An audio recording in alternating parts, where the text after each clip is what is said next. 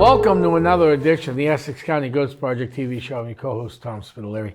Bill is out on assignment today, but he will be back next month for sure. He'll be back with me soon, so even next month for here. But we got a lot of things going on. Going to briefly, before we get into today's guest, just want to welcome everybody. We're getting into my favorite time of year. The air's turning crisp. We just had the unofficial end of summer this past weekend. Of course, with the Feast of the Three Saints and the Bread and Roses in Lawrence. To me, that always sended the end of summer, even though we still got about 3.5 weeks or so of summer. In reality, for me, summer's over. But the reality of it is summer has been over for Essex County since August 1st. From August 1st to October 31st, coming up. Keep an eye out on our Facebook page, social media sites. We have 52 events planned from August till October. Now, obviously, we're now in September, so August is in the rearview mirror, but we still got a ton of events coming up at the Hunt at Hilldale Cemetery. We just finalized the Sandown Meeting House and the Sandown train station. I got a chamber event coming up middle of October. I have another fundraiser in Billerica coming up. We got a lot of stuff going on. In fact, since August 1st, we've been in, we'll have events in Methuen, in Haverhill, Methuen, Lawrence, North Andover, and Billerica, and in Providence, Rhode Island, and in Sandown, New Hampshire, 2 more events. So in less than 3 months, we were in, Essex County, Rockingham County, Middlesex County, and I don't know what county Providence is in, but at least 4 counties, 3 states, 7 communities. That's what we got going on, folks. And we got Trails and Sales kicking off the whole month of September, starting this Saturday night and going every weekend coming up. Keep an eye on Facebook. If this gets out before, that probably won't. So we'll be talking about equipment one weekend. One weekend we'll be talking about Tryout Smith and his ties to H.P. Lovecraft. I just drew a blank, sorry. We'll be talking about some other stuff that goes on in the paranormal, and then we'll be doing ghost hunts. The Trails and Sales stuff is all free. So we're going to continue on with today's show. So without further ado, I'm going to bring in Joe Bella. Joe Bella is a historian, retired member of Essex County, but if the case is close, you might see Joe if it's an early night and we're close by. He's not going to Gloucester with us, but if it's Haverhill, Methuen, or Lawrence, and it's relatively, especially this time of year, because we start our cases at 6 instead of at 8 or 9. We're starting at 6, and we usually, everybody works on my team, so we try to get done by 10:30 the latest. I mean, once in a while we go a little later, but this time of year it gets darker earlier, so we could start a lot earlier. Joe has probably the greatest collection of paranormal photographs you ever seen. Some were taken with Essex County, some were taken when he was president of a local group that had paranormal investigators raising money for them. So without further ado, Joe, what do you got over there for pictures? Okay. Let's see.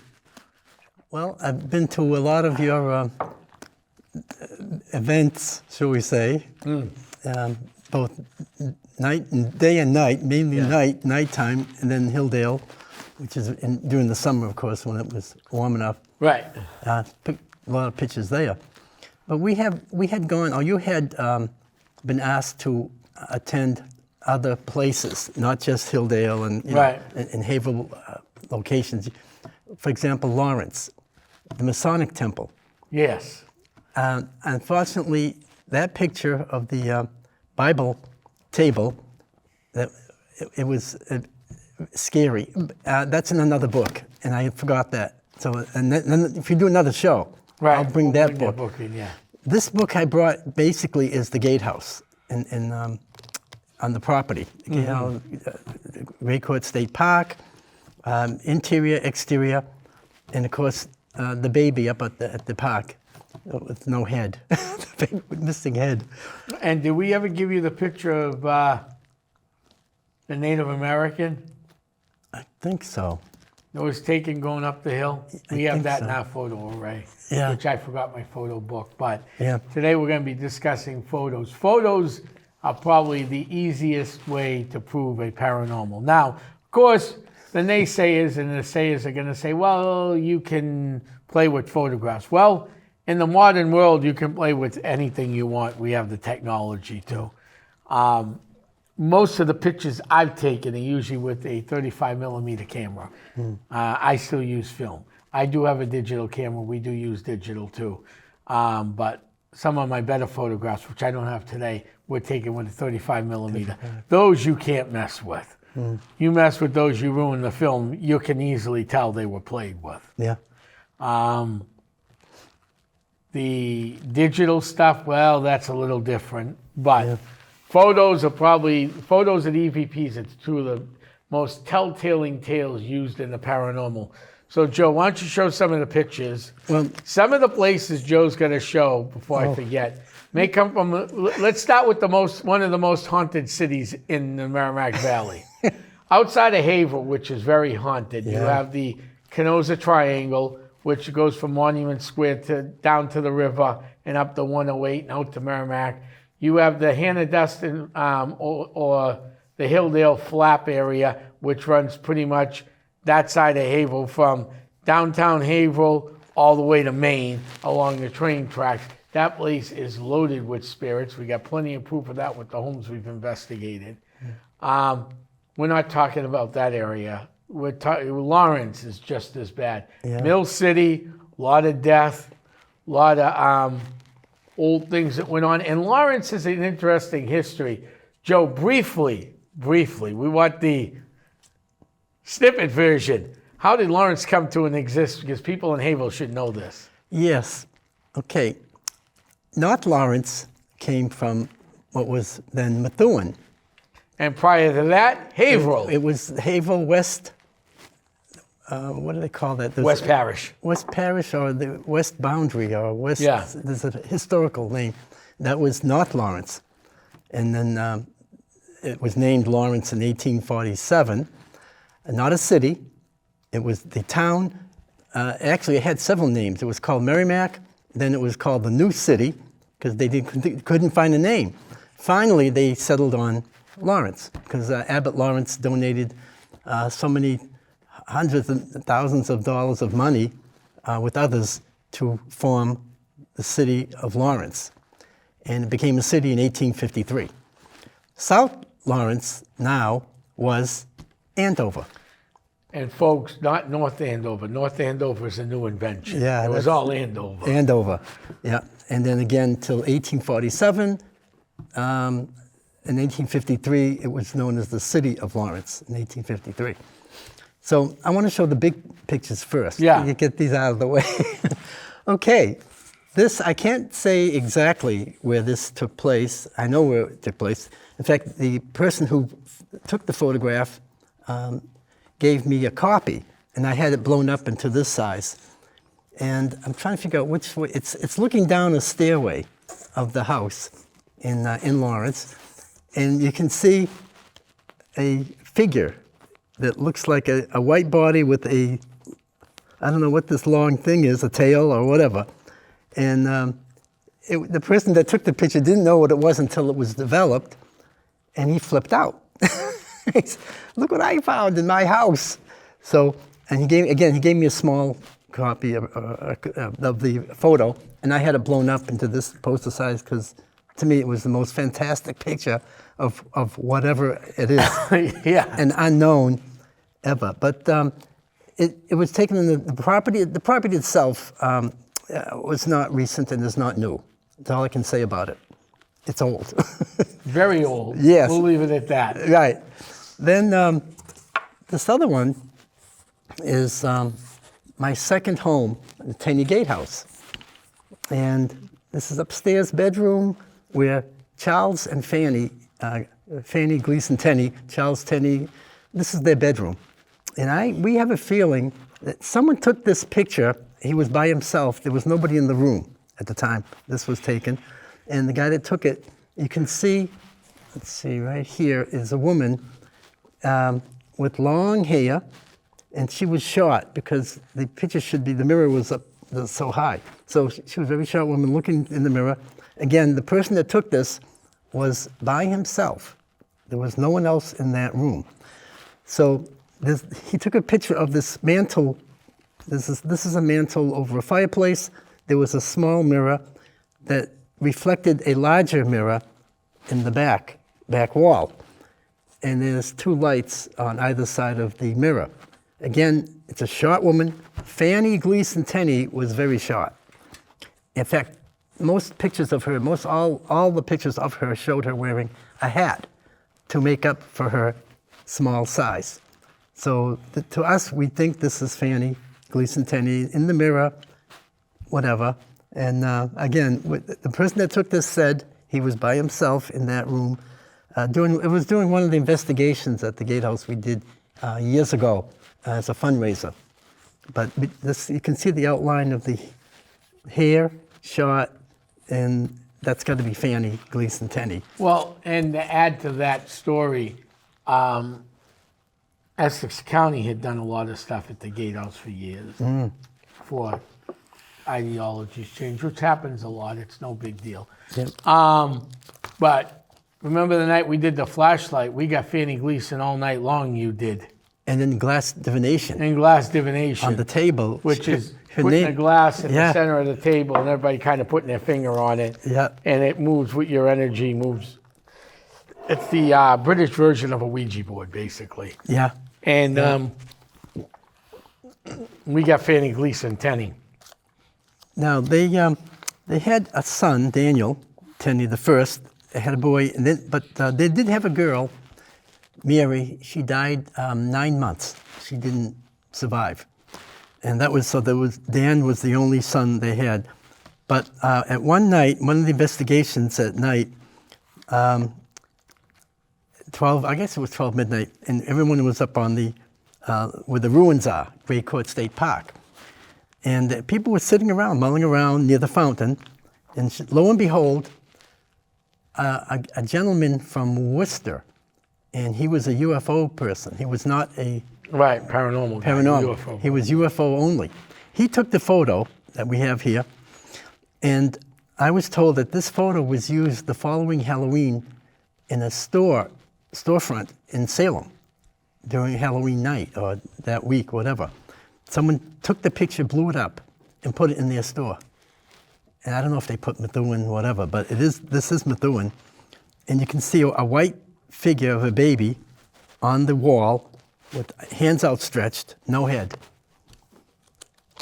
And that was... Well, even up at the fountain, when we were up at the fountain, we always got things. And a couple of years ago, during COVID, when the whole world shut down, Essex County didn't shut down. Because the definition of emergency, what is it? A fire, that's an emergency. A robbery to you or your property, that's an emergency. A baby thrown down a flight of stairs, that's an emergency. The only problem is you call the police and say, my kid was lifted down a flight of stairs and I didn't see what happened. You're going to have the state down your throat. So that's how I define importance. And we did a Tom Live show from up there, and we had some problems with some of the equipment in broad daylight at that fountain. So that's another thing that, that has happened there. So, Joe, what else we got going on? Okay, Ron Kolick and his group had come several times. In fact, they were the early birds. They came first at the Gatehouse, again for fundraising. And I took my 35 millimeter camera, like you, early on. I got a couple of pictures of Maureen Wood in a trance. The Gatehouse originally was built in 1830 by Richard Whittier, who happened to be a cousin of John Greenleaf, a Haverhill poet. And so the group was at the Gatehouse, and it was nighttime, and all of a sudden, after we explained the history of the Gatehouse and Richard Whittier and his wife living there, family, and his wife had passed, I think she had TB, tuberculosis, and she couldn't breathe, and she did pass after, and then all of a sudden, Maureen went into a trance. So I took a couple of pictures of her, but this one picture I remember seeing after I had it developed, it looked like an angel flying across the front of her in the film, the picture itself. And it reminded me of a Holy Rosary Church. In front of the altar, they have these two angels up above flying at an angle, straight across, horizontally. One on one side, one on the other. This picture brought back memories of that altar at the Holy Rosary now shrine, but formerly church. And it looked exactly like the angels right above the altar, the one going from right to left in the photo with Maureen Wood in her trance. Then, oh God, there's some other ones. I didn't take one, but someone took one of the outside of the gatehouse, the front, and let's see if I can find it. It's really, inside the gatehouse again, back to the bedroom. There is pop those pictures up after you talk to them, too. Yeah, there's an interesting one of this one here is a fascinating one. Because after Charles Tenney purchased the property in 1882, he had the company in Haverhill known as the Damon Brothers did restoration. They added the front porch, side porch, and the rear porch, and the tower they installed or they built over the original farmhouse. Upstairs in the bedroom, in the window, someone took this picture, and it looks like one of the workers restoring the building back in the 1880s, 90s. Oh, that's up in the room that was always closed, right? Well, that was the bedroom. Oh, the bedroom. That was the bedroom. Not the tower room. No, this is below the tower room. But the character in this picture looks like a worker working back in the 1800s, late 1800s, 1900s. And it's a fascinating picture. Of course, we don't know who it is, but it came out in the film. And let's see, some other. I want to get the one of the outside of the building, because that was a fascinating one. A lot of pictures here, though. Going back, let's see, I can't remember where I put it, but anyway, it's in here. You got the picture that I gave you that Bill took? Yeah, I just saw it. Go back the other way. That's the baby on the wall. Oh yeah, that's a fascinating. That's that way, isn't it? I think it's down here. Wait a minute. The baby on the wall. Yeah, so. I think it's down here. No, I saw it back in the back of the book. You just went by it. This is it here. It's a small. Oh, here it is. Oh, wait a minute. Not that one. The other one. That's another baby on the wall. You can show that one. No. That was taken by somebody else. Right. This one here. It's kind of small, but it shows the outline. Right here. It's circled. Somebody circled it, so you can actually see it there. Right. Or you can actually see it here on the up. If you're looking through the cameras, the right-hand side, the person sitting is to his right, and the people sitting there never knew it was there. They had no idea. Of course, it was late. It was like almost midnight when this picture was taken by the gentleman from Worcester, again, who was a ufologist. But that really came out, it was fascinating to see that. And then after some research, we found out, it had to be Mary Tenney, passed at 9 months old. She never saw, here it is, here's a better one. This is the big one of the baby on the wall. That's an awesome picture. Yeah, no. Unbelievable. Pictures in the paranormal tell the stories, but they're hard to get. Joe gets some great pictures. Well, you can snap 3,000 photographs in one evening and get nothing. But this is just the Methuen book. Right. The other one had really, that one of the Masonic temple, the Bible table with that huge white, whatever it was, above the table. And again, I was by myself in that room. So probably another show I can bring that other book. But what the heck is, there's one in front of the gatehouse. It was really, really bright. Whoever took these, I just saw it as I was waiting for you to come. I forget where I put it. So anyhow, let me as check. long as it's the photos that really tell us what's here it going is. on out there. Here's another photo. Oh God, look at this one. This one, I love this one. I didn't take this. Someone else took this, and I copied it. It was one night, we had a group, I forget, it might have been you guys, it might have been Essex County, came, and someone, not me, someone went out in front of the gatehouse, just took a picture, took a shot, and there it is. Very active night, I would say. Very active night with this picture. Oh, you know, I think it was her. Tom, do you know who she is? No, I don't know who Okay, that is. this was taken the same night as this picture Right. was. And I think I took this one, but I think she took this, the outside, the exterior. I think I took this one of her because I was taking pictures, again with a 35 millimeter. But I think she took this picture of the front of the gatehouse. I can't remember her name. She came with a group. You know who she is? No, I don't know who that is. It must have been an early group. Yeah. One of the earlies. I think she might have been with Ron Kolick. I'm not sure. She might have been. I don't Yeah. know who that is. I know a lot of the teams locally. Yeah. But some of them I don't know, and that one I don't recognize. This was 2004, I think it was. That's 20 years ago. I know, that's what I'm saying. Time flies when you're Yeah, doing certain things. 20 years. Yeah. 20 years I've done, Essex County's done hundreds and hundreds and hundreds of events. Oh, yeah. I also took a list of haunted happenings in the Merrimack Valley. Basically, it's Methuen, and then Lawrence, North Andover, Boxford, Amesbury, like a log. I put together a log of different events. These go way back. One of interest that you might remember is in Methuen, Oak Street. Oak Street. Blood on the Walls. Remember that house? What one?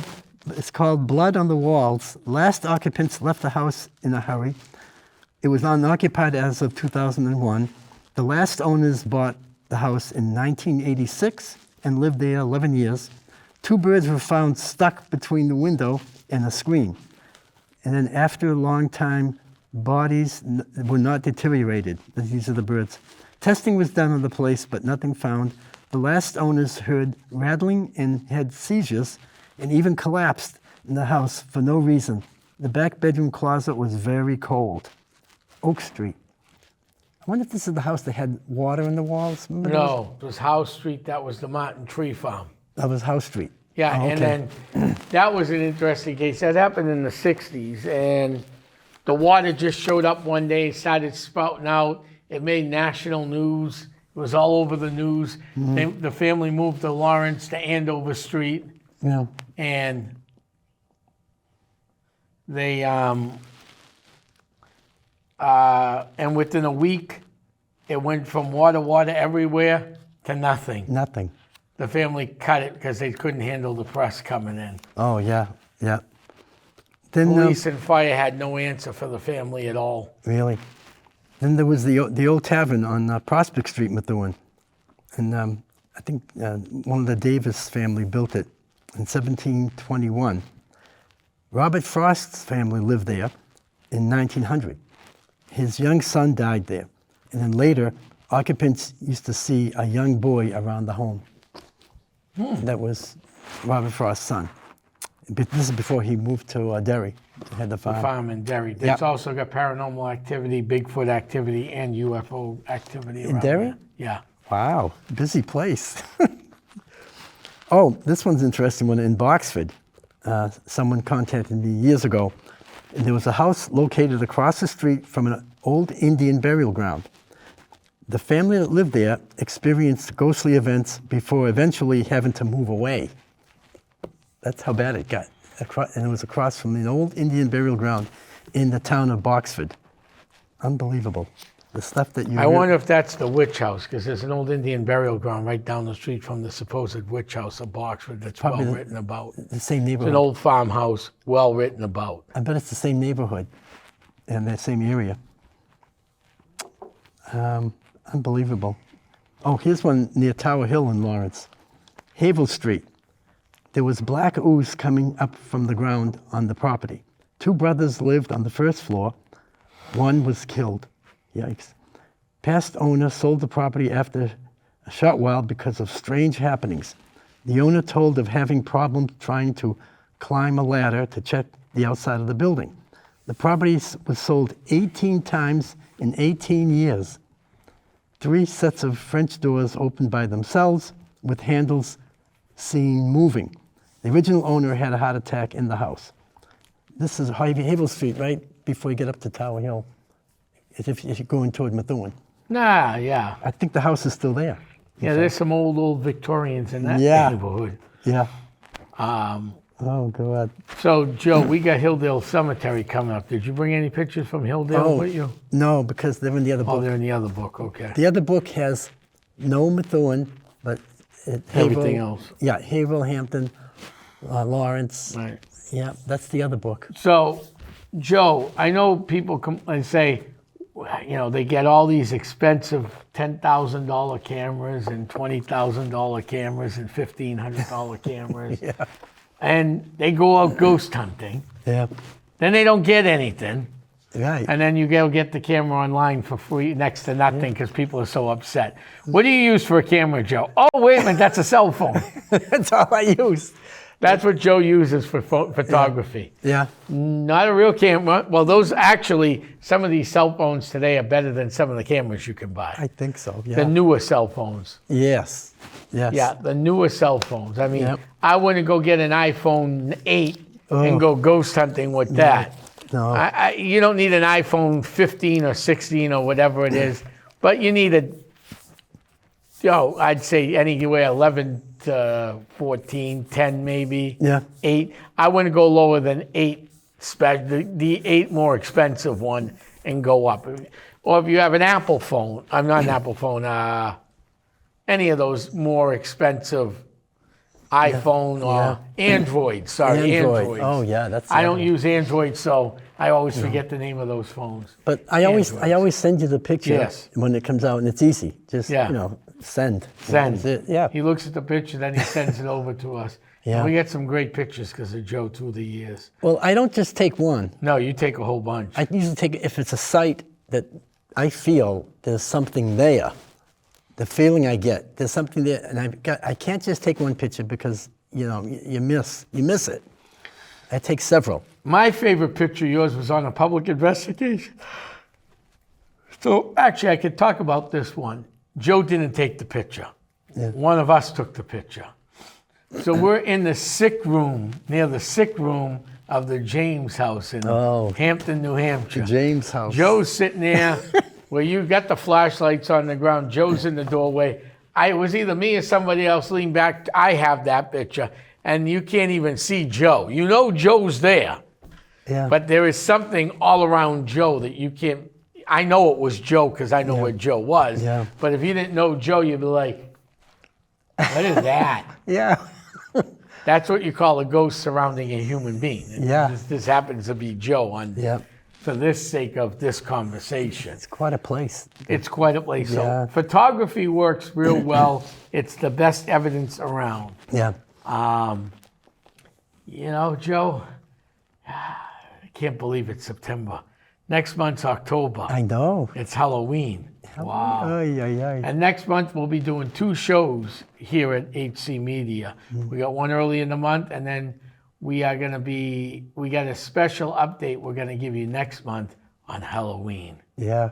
That's my favorite time of year, Halloween. I attended one here you had, and it was like a party. Yeah. We had a Halloween party here. That was great. Years ago. A few years ago. We got a bigger one coming up this year. Yeah. So that's going to be fun, folks. But other than that, I hope you learned a lot about photographs. Usually I have Bill on, so we talk a lot of technical equipment stuff, because Bill don't usually take many photos. He takes IR photos, infrared photos, and that's it with this special IR camera. But as far as most people don't have an IR camera, they use a 35 millimeter flash or their cell phone. Yep. In some great pictures. We've had a lot of great pictures taken at Hilldale Cemetery with 35 millimeter, with cell phones. Cell phone. Oh, yeah. Not 35 millimeter, sorry, cell phones. Orbs. Orbs, Yeah. apparitions. A head you coming out name of the it. ground. Heads, no, that was taken with a very expensive camera. Was it? That was a professional photographer. Wow. I know the girl. I was there that night. The head Yeah. came out of the ground. What a picture that was. That was a very, very expensive camera. Yeah. But you don't need an expensive camera. As you can see, Joe's gotten some great photographs just from one area. He's done great work when he's helped us out with Essex County. But we're coming in another show. I just want to remind people, all of September, please. If you can't make one, try to make one of them. We'll be at Haunted Hilldale Cemetery every Friday and Saturday, starting this Saturday night, the 14th. So come on down. We have different topics we're going to cover, different things to do. We're going to have some fun. So I want to thank you all for this show. Thank you, Joe, for coming in and helping out today. Anytime. This was a great show. We had fun again. Next month, we'll be talking Halloween, ghosts, goblins, water spouts, aliens, you name it. Next month's going to be the month of months, followed up by a very special Halloween night, which we'll talk about next month. I cannot wait. Yeah. I'm heading back to my crypt where I can go relax and get some sleep for the next 1,000 years. Yeah. I want to thank you all for tuning in. This is the Crypt Keeper and the historian, Joe Bella. We're signing off. Have a good day, good night, and wherever else you're in from morning, heading to the crypt. In the crypt.